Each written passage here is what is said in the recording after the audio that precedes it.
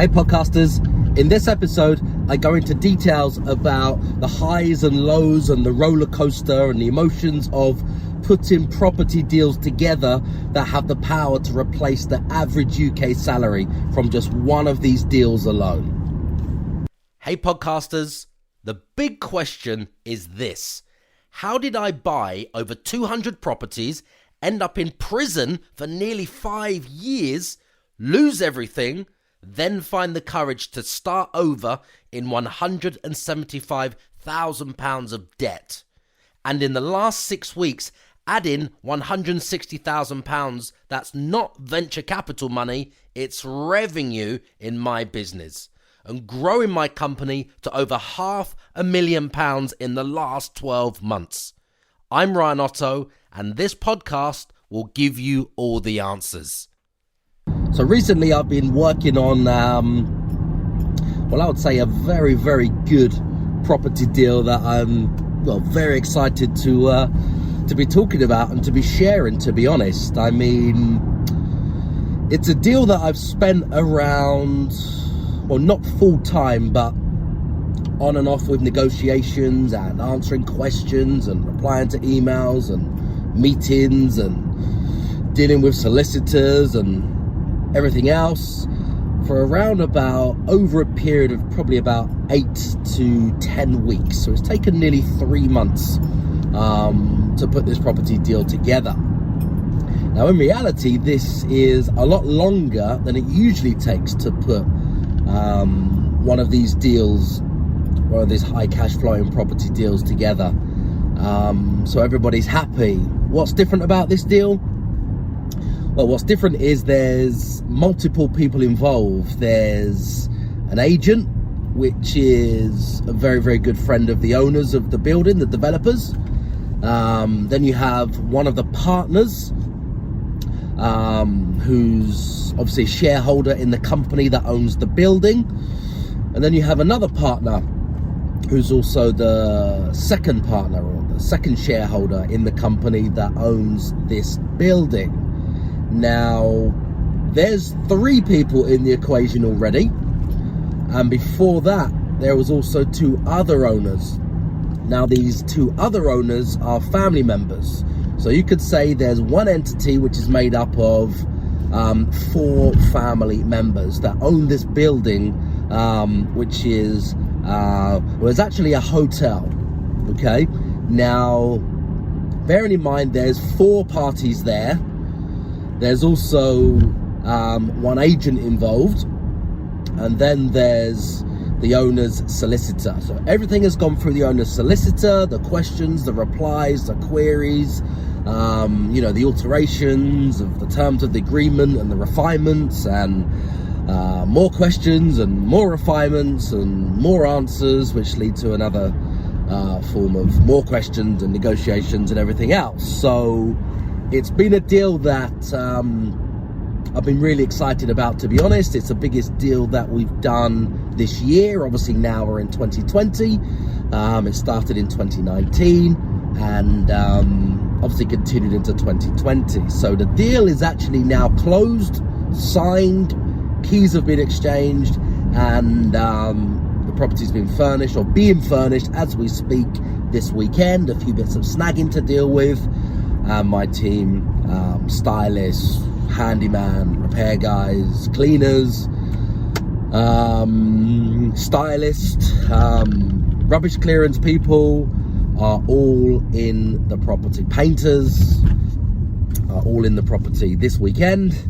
As of a couple of days ago, just finishing off all the loose ends. So it's completely ready for us to get photographed, listed, and ready for letting basically this year. When I mean letting, I mean short letting. The majority of my portfolio now, which I had since the early 2000s, or just on the turn of the year 2000, when I first started investing in property and buy to let, 90 odd % of it, if not more, has been turned into short-term accommodation. So this particular property, which is actually a former hotel, it's a short let. So this will be brought to the market as a short let. And what we're bringing to the market first is the top floor of this former hotel, which has been split up across 5 floors. It was a hotel of various bedrooms with sea views. It's been converted and turned into 4 separate apartments, okay? 4 separate floors. Now the top floor, which we're bringing to the market right now, is it's actually like a triplex penthouse. So it's not a duplex. We have a duplex just on the corner of the same road, or the road bar one more road along on the corner, directly on the seafront, which I think you guys, I've referenced that before, and you've seen videos of me standing outside, taking you guys inside that property. That's on the seafront. Now this is just off the seafront, still with sea views, but it's much bigger. So this is actually a triplex. You come in on one floor, where you got a bedroom. You go up to the next floor where you have another bedroom. Then you have the bathroom. Then you have the kitchen and the lounge. So that's the second floor. Then you go up another floor inside, and you have the another bedroom. You have an ensuite on that bedroom, big hallway landing. Then you have the massive master with wall-to-wall bay windows, sea views, and a huge ensuite with a roll-top bath, freestanding. So yeah, this particular property is a triplex. So it's on 3 floors. So really excited about this, and it's been converted into 4 massive bedrooms. It's all brand new, never been lived in before, since it was converted from a hotel. Now, yeah, this deal was very close to my heart. I was passionate about this deal. It's in a city that I love. Already have an existing portfolio in this city, and from the moment that I saw this property online on the internet, where it was just publicly advertised, I knew that this deal just had to be.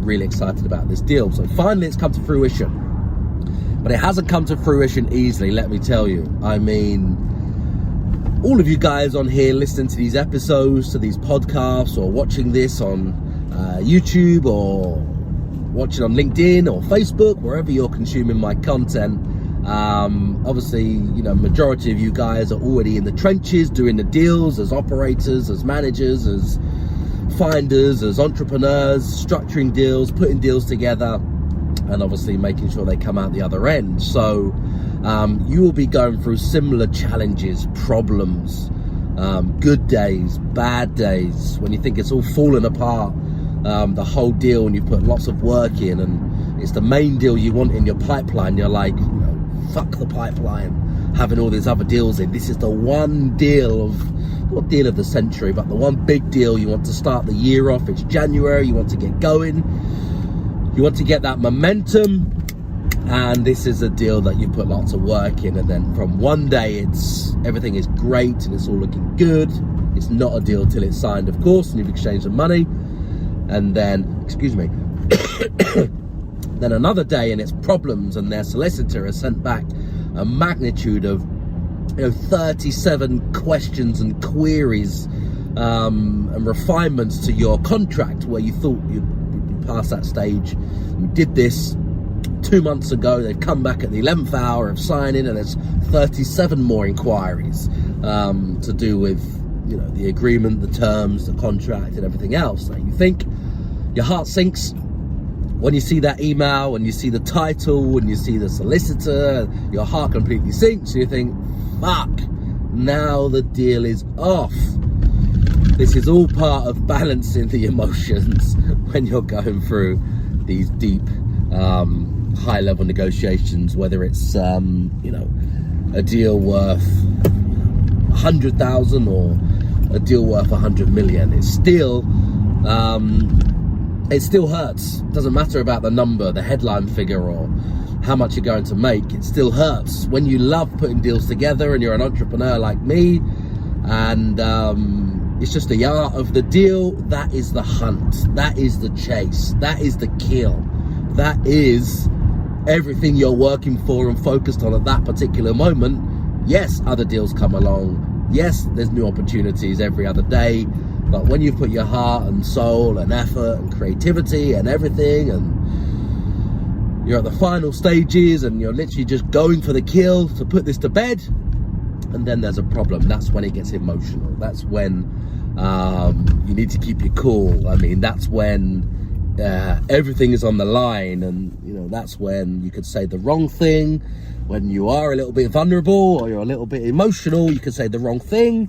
At that stage, you could tone or write an email with the wrong tone, or you could reply in the wrong way, or you could say the wrong thing by getting emotional, which we've all come close to that. Nearly lost a deal when we thought, oh my God, the deal's closed, and it's not closed. And then they come up with these questions, and then you think, oh my God, the deal's off. There's no way to get it back on. Look at the list of questions, and they just don't want it anymore. And you're overthinking, and then you're ruminating, and you're reading a paragraph of what they've said and interpreting that in a completely different way to what it actually might mean, or the context of what it means based on when they wrote it, or what time of day they wrote it, if they was in a rush, if they misunderstood something, if they didn't read your last email. And sometimes we can all do it at the best of times, no matter how disciplined we are, overreact. So something very simple, just a simple question or paragraph or query, could turn into,